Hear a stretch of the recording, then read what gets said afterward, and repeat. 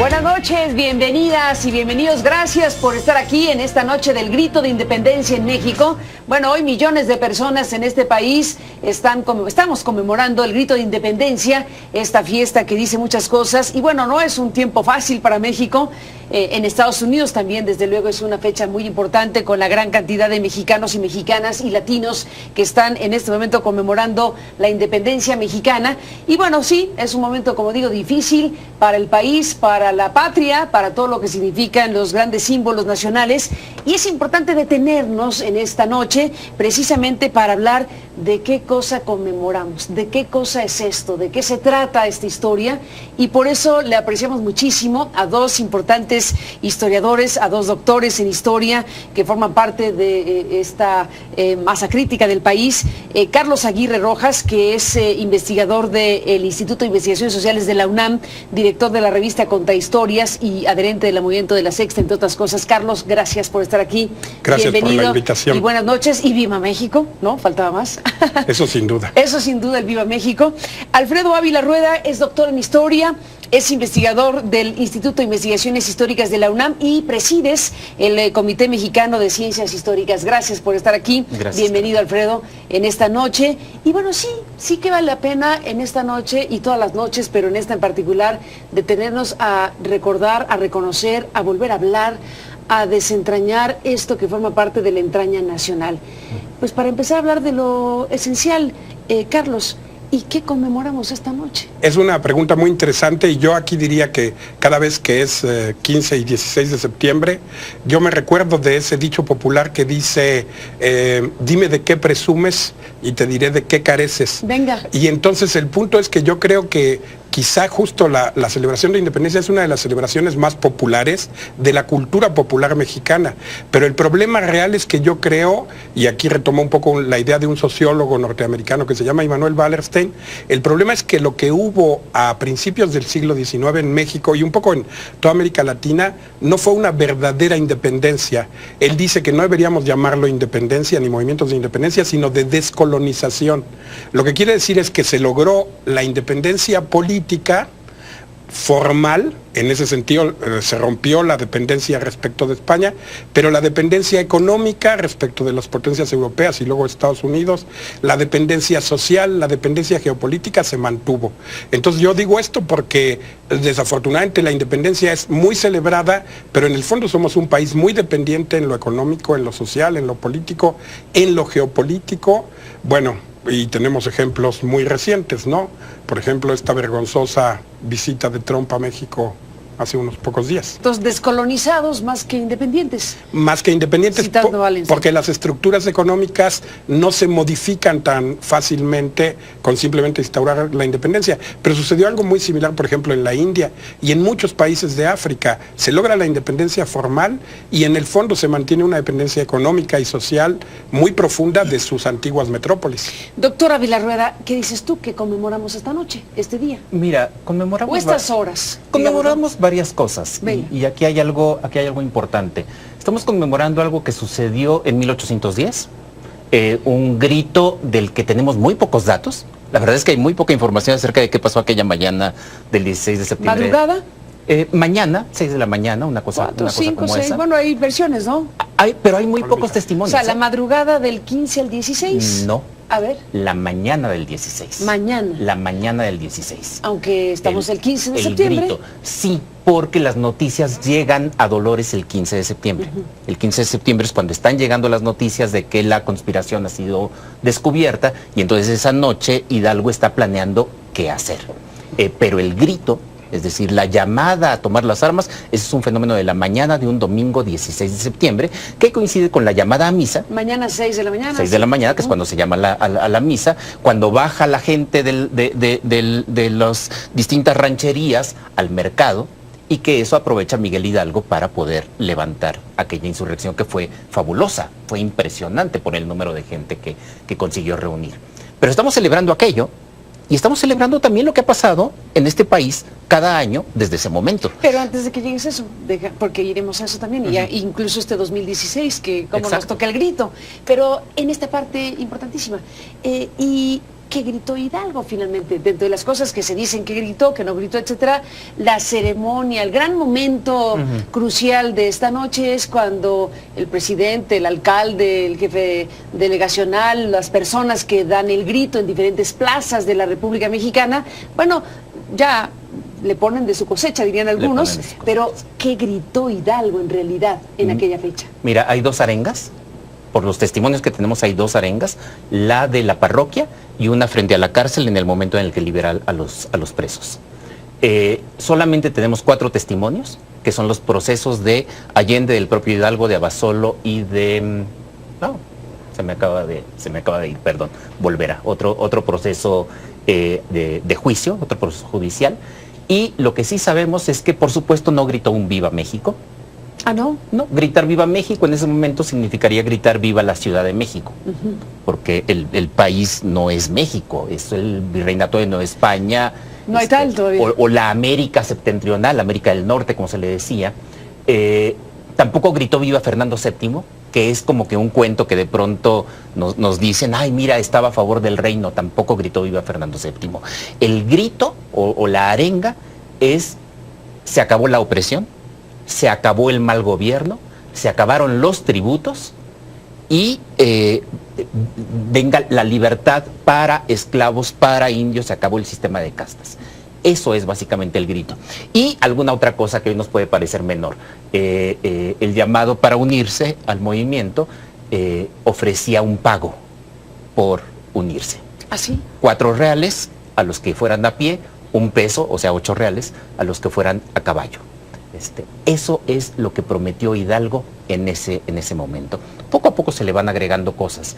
Y esto es, por eso es importante, y por eso dije hace rato que no solamente es lo que pasó esa noche, sino lo que ha venido pasando después, porque después se van acumulando cosas. Después el movimiento se perfila para hacer la independencia primero de esta América, y así lo dice Hidalgo, de esta América, pero después esta América es una cosa muy ambigua. Después con Morelos vamos a tener la América mexicana, y eso ya tiene un poquito más de concreción. Y algunos años después ya será el Imperio Mexicano y después la Federación Mexicana. Entonces, si te fijas, es un proceso en el que se va de lo más ambiguo, de lo más amplio, a algo más concreto. Y seguimos en esa. Es decir, Hidalgo inició el proceso de independencia. Nadie lo ha terminado. Un poco retomando lo que dice Carlos. No lo hemos terminado. Si queremos ser independientes es algo que también nosotros tenemos que hacer. Esto que se ha dicho también 1000 veces de que conmemoramos el grito el 15 porque era el cumpleaños de Porfirio Díaz y entonces quiso empatar la fecha de la independencia con su propio cumpleaños. Sí, parece ser que ahí sí hay una clara, digamos, adulteración histórica, pero una cosa que yo creo que es muy importante. Digamos, era en sintonía. Sí, el cumpleaños. O sea, lo modificó un poco, lo manipuló para que coincidiera justamente con su cumpleaños. Bueno, pero sí. Pequeña... Claro, porque la celebración debería darse justo el 16, sí, no el 15. Y él lo mueve para que coincida exactamente con su cumpleaños. Pero lo que es muy interesante es que, por ejemplo, si uno ve digamos, por ejemplo, cuando el Congreso de Chilpancingo, en 1813, Morelos hace un decreto en el cual él dice que efectivamente debería ya empezar a declararse a México un país independiente y plantea esta idea que después ha dado lugar a muchas polémicas, que en realidad debemos dejar de pensar en términos de castas, en términos de grupos sociales, él no utiliza el término de clases, pero un poco es la idea, y empezar a pensar, digamos, en términos de que todos somos ciudadanos mexicanos. Él no dice ciudadanos, pero él dice todos somos mexicanos. Y él dice que ya debería instaurarse el día de 16 de septiembre, él dice todavía 16 de septiembre, sí, como la fecha en la cual se conmemore 3 años después, y cuando el movimiento no ha triunfado, o sea, en 1813 no se sabe cuál va a ser el destino, pero ellos tenían mucha conciencia de que estaban construyendo una suerte de mito histórico, y yo sí creo en la memoria mexicana, en la memoria popular, y también en la memoria oficial, que ahí hay desfases naturalmente entre la memoria popular y la memoria oficial, la idea de construir como el mito fundador de la nación esta idea de, digamos, la independencia, y por eso después pues el cura Hidalgo será el padre de la patria y su imagen va a ser embellecida, o sea, su imagen también va a ser manipulada para que parezca un padre, ¿no? Para darle una figura más paternal. ¿Que no era así, Hidalgo?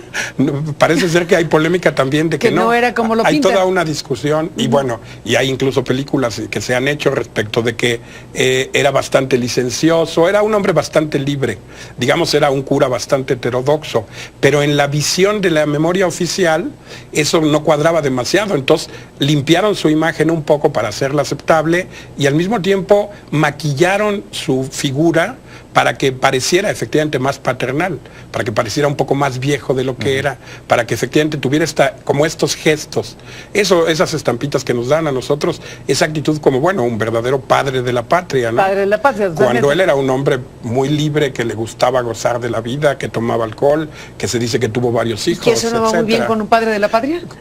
Pues digamos que era más No difícil, empata con la... era más difícil para la memoria oficial compatibilizar con un...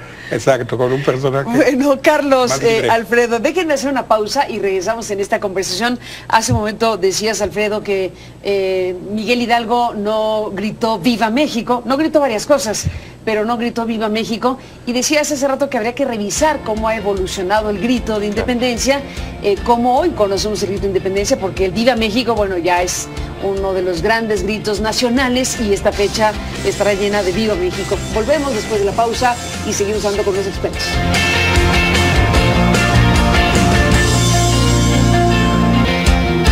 Volvemos, doctores, en este programa, regresamos en esta conversación, porque sigues hablando de Hidalgo, seguimos hablando de Hidalgo en el corte. Antes de regresar al punto del Viva México y de la evolución del grito, déjame retomar el hilo de lo que decías en el corte, Alfredo, sobre que no hay imágenes de Miguel Hidalgo. Bueno, se han construido estas imágenes y hoy conocemos a este Hidalgo, bueno, pues el padre de la patria, con este pelo largo, cano, esta figura augusta, ¿no? Bueno, ¿había alguna imagen de su hermano, decías? Hay una imagen de su hermano que está en la Catedral de México y que era voz común decir que era muy parecido a Miguel. Y entonces después de la independencia se le hace un retrato al hermano y a partir de allí se toma el modelo para los retratos de Miguel Hidalgo. ¿En la evolución en qué momento aparece el Viva México? Mira, el Viva México aparece desde muy pronto, aparece desde que México es un país independiente, por supuesto. Pero aquí hay un asunto con la palabra grito. La palabra grito a comienzos del siglo XIX hace referencia a un pronunciamiento militar, a un levantamiento. No es propiamente que alguien vaya y dé un grito. Por ejemplo, el primer grito, la primera celebración de la independencia, sucedió en el actual estado de Hidalgo en 1812 con Ignacio Rayón. Pero no es un grito, lo que hacía Ignacio Rayón es que el 16 de septiembre fue y dio discursos patrióticos. Y cuando Morelos lo instituye efectivamente en los sentimientos de la nación, está pensando en eso, en una celebración con discursos patrióticos, y eso es lo que va a suceder durante buena parte del siglo XIX. El 16 de septiembre se hacen todas estas arengas, se hacen todos estos discursos, pero no hay alguien que va y toca la campana a gritar ¡Viva México! Esa es una cosa muy posterior. Eso es un invento de Maximiliano. Anda. Eso es una cosa bien curiosa. En 1864 Maximiliano, que se quiere convertir en mexicano, es decir, este emperador austriaco, pero que viene a México y trata de asumirse como mexicano, se viste de charro. Además eso es lindo, ¿no? Se viste de charro, va a Dolores, y en Dolores, la mañana del 16 de septiembre, grita un ¡Viva México! Entonces, allí ya tenemos el grito como lo entendemos ahora. Ya, eso es algo interesante, ya con la campana, que esa es la aportación. Ahora, también hay ya fiesta desde el 15, y esta es una tradición muy mexicana, también es una tradición española, la fiesta de la verbena, que se hace antes del día de la celebración, la víspera. Y entonces por eso también había fiesta el 15, y Porfirio Díaz la recupera, la empata efectivamente con su propio cumpleaños. Él es un héroe de la patria en ese momento, entonces es un cumpleaños de la patria y un cumpleaños del principal patriota que quedaba vivo después de Juárez y después de los héroes de la Reforma. Un Viva México con un presidente Peña Nieto en una situación muy compleja. Hemos visto previo a esta noche las imágenes de un Zócalo que estaba cercado días antes de que sea el grito mismo. Cada vez se recorre más la valla que separa a la figura presidencial de la masa que está en la plaza principal de la Constitución. Cada vez se documenta más y se sabe más de este fenómeno de los acarreados para que no haya una expresión crítica masiva en contra del mandatario en el caso de la Federación, y seguramente pasará cosas similares en los estados de la República de una u otra manera. Pero hablando de esta plaza principal del país, que es el Zócalo capitalino, ¿cómo nos toma este grito? En cualquier momento ya estaremos viendo la escena, pero ¿qué reflexión tiene un historiador como tú sobre este grito de independencia 2016? Bueno, yo creo que lo que pasa es que tendríamos justo que situar el contexto de lo que está viviendo la sociedad mexicana, y yo diría que es un proceso muy grave y muy terrible que comenzó a partir del gobierno de Salinas de Gortari. Y yo sí creo que a partir de ese gobierno, bueno, se impusieron todas estas políticas neoliberales que en los hechos son políticas también desnacionalizadoras. Bueno, sabemos que Salinas de Gortari reprivatizó muchos de los elementos que el Estado, digamos, de la Revolución Mexicana, o el Estado heredero de la Revolución Mexicana, había nacionalizado. Y al empezar este proceso, bueno, Salinas de Gortari privatizó los bancos, y todos los presidentes que siguieron después, todos los que eran bienes del Estado empezaron a ser privatizados. En ese contexto es que yo creo que precisamente, digamos, en los hechos, esta situación donde siempre estructuralmente seguimos siendo dependientes a nivel económico, etcétera, se agrava terriblemente porque hay una especie, hay los sociólogos, los analistas hablan de una recolonización del capital español, no solo de México, sino de toda América Latina, y hay una mayor penetración del capital norteamericano. Esto efectivamente se jala de los pelos con el orgullo de ser mexicano, con el orgullo de decir que somos independientes. Cada día es más evidente que una cosa es el discurso y otra cosa es, digamos, la realidad. Y bueno, este gobierno del que estamos hablando ahora, que casi el último bastión importante a nivel económico que le quedaba al Estado, que era Pemex, y del cual además Pemex, digamos, financia en una medida importante al Estado mexicano. Si Pemex empieza a desmantelarse y a privatizarse, como ha estado sucediendo por culpa de este gobierno de Peña Nieto, ¿qué es lo que le queda efectivamente, digamos, al Estado mexicano como elemento de fuerza para imponer una política económica soberana, para no depender de los grupos económicos norteamericanos y europeos? Entonces, en esta agudización de una situación de dependencia económica, de dependencia terrible, digamos, de las transnacionales, el grito de independencia pues suena como muy vacío, ¿no? Y yo creo que este es un proceso que se ha ido acentuando fuertes, de Salinas a Zedillo, de Zedillo a Fox, de Fox a Calderón y de Calderón a... Y si sientes vacío este grito de independencia, Carlos, después de la pausa y en la parte final te reto a que nos digas así cómo lo dotamos de contenido. Alfredo, para cerrar esta parte, ¿cómo llega este grito de independencia, esta conmemoración que mueve al final de cuentas a millones de personas en este país y en los Estados Unidos fundamentalmente, en todo el mundo, pero digamos Estados Unidos y México por la gran cantidad de conciudadanos que están en el otro lado de la frontera? Mira, yo coincido con Carlos en una cosa. El grito de Viva México, viniendo de nuestras autoridades en este momento, es un grito que no tiene mucho sentido, es un grito vacío.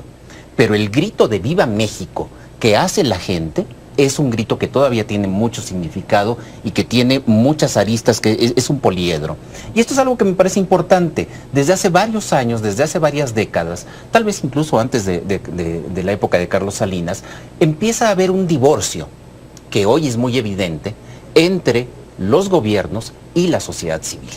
Y cada vez la sociedad civil se identifica menos con sus gobernantes. Hoy nuestro gobierno federal tiene niveles de aprobación que son francamente ridículos. No hay país en América Latina que tenga, cuyas autoridades tengan los niveles de aprobación. Bueno, que Temer sí está dando bueno, Temer, pero hay uno que otro, Temer no es un gobierno. Pero no es un buen momento para América Latina. Porque lo de Temer además es una cosa que está sucediendo como de manera muy coyuntural. Lo de México es algo que se ha venido de manera progresiva. Entonces, me parece que la gente debe gritar Viva México, que la gente puede sentirse orgullosa de ser mexicano, independientemente de lo que digan las autoridades. Y es un muy buen momento para empezar a tomar el patriotismo en nuestras manos y no en manos de las autoridades, que es como los regímenes nacionalistas de la revolución siempre nos quisieron decir: el nacionalismo tiene que ser de esta manera, el patriotismo tiene que ser de esta manera. Bueno, ahora ya no le creemos a esos gobiernos, pues tomemos en nuestras manos nuestra propia definición de patriotismo. Déjenme, Carlos Alfredo, entrar en la parte final. Regresamos en un instante.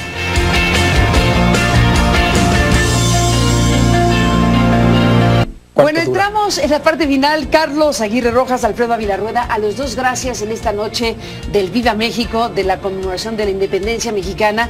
Bueno, yo te decía, te reto a que dotes de contenido este grito que tú dices. Se siente vacío por todo lo que explicaste hace un momento. Claro. A ver, yo creo, tiene razón precisamente Alfredo, cuando dice esta cuestión. Yo sí creo que la importancia o el anhelo de ser independientes forma parte de la cultura popular mexicana.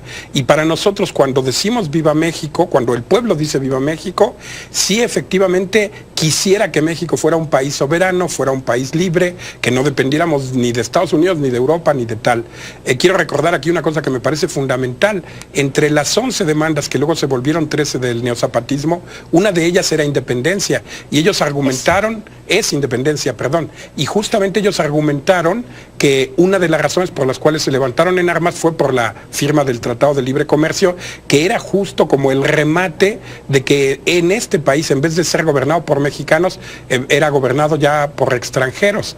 Entonces, yo creo que por ahí tendríamos que buscar. Yo creo que efectivamente es el pueblo el que puede reconstruir un sentido real de independencia, pero tendría que obviamente hacer un cambio social radical. Necesitamos una transformación equivalente a 1810 y a 1910 para que podamos entonces tener verdadera independencia. De ese calibre. De ese calibre. De ese calibre requerimos algo. Y entre paréntesis, yo te diría, hay un historiador que se llama Friedrich Katz, que hizo un artículo interesantísimo comparando las vísperas de 1810 y las vísperas de 1910. Si nosotros prolongamos ese ejercicio a la situación actual, todas las condiciones de previo a 1810 y 1910 se repiten. Entonces yo estoy absolutamente convencido, como dicen también los compañeros neozapatistas, que el 2010 está muy cerca, el 2010 histórico, no cronológico.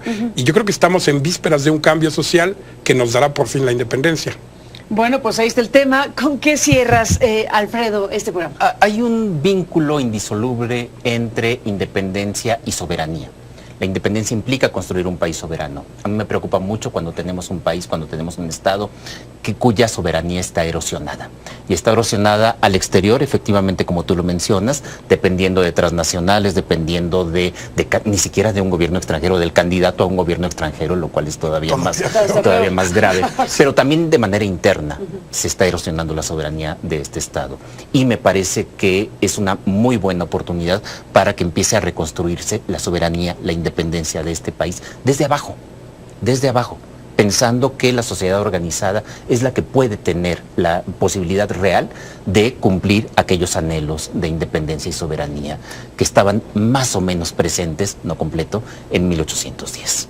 Pues ahí está, con interpretaciones, con datos que pueden confirmarse, otros que no, etcétera. Hay algo esencial, algo fundamental en este momento, en este grito de independencia, en esto que recordamos, que conmemoramos, que se le pueden agregar o quitar cosas, pero hay algo esencial que es precisamente lo que nos hace decir esta noche, ¡Viva México! Gracias a los dos por estar aquí en este programa y gracias a usted que nos permitió acompañarle. Pase usted una muy buena noche de independencia. Hasta luego.